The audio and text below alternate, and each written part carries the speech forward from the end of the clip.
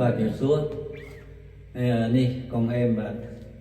ចែកចាយបទមួយនឹងចម្លងជាងថារៀបប្រយោជន៍ណូចបាទរកខ្ញុំស្ដាប់បាទ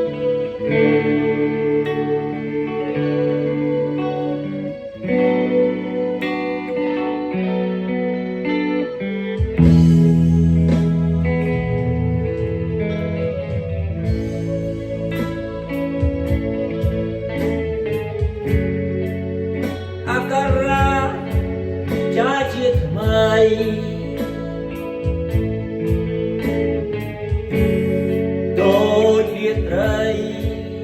រណោ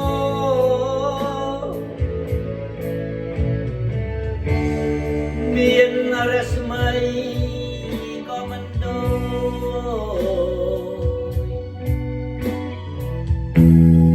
កាយស្រីដូចជួប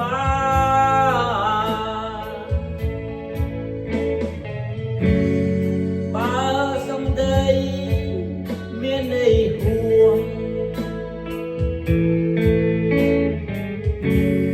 សូមជួយឆ្លើយខ្ញុំ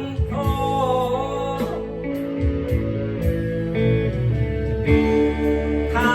ជាតិនេះបានរំលង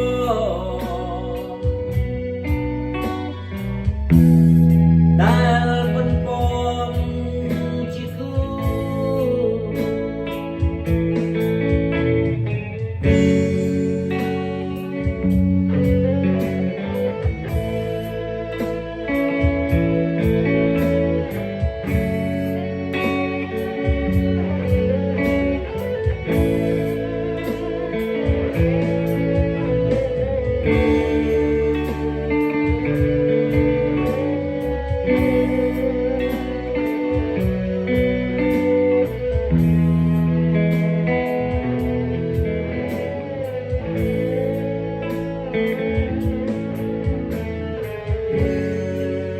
អក្សរាចាជាថ្មី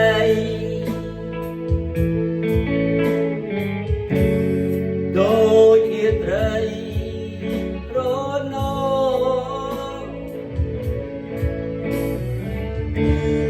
មានរស្មីក៏មិនដូ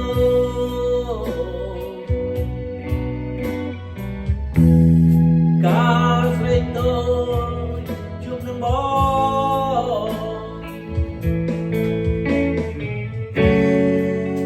เอาจุ่มโนวิโยថ្មី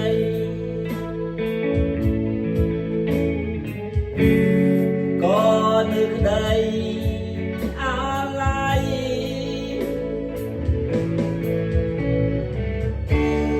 អង្គរាចាទៅស្រី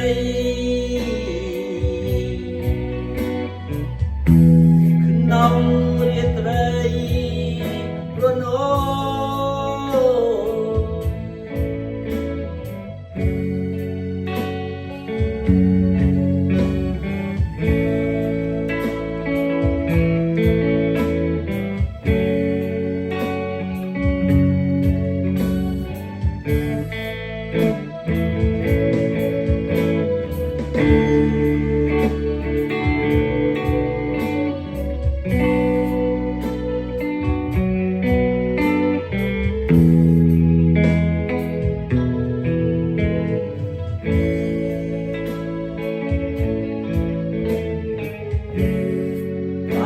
សំដី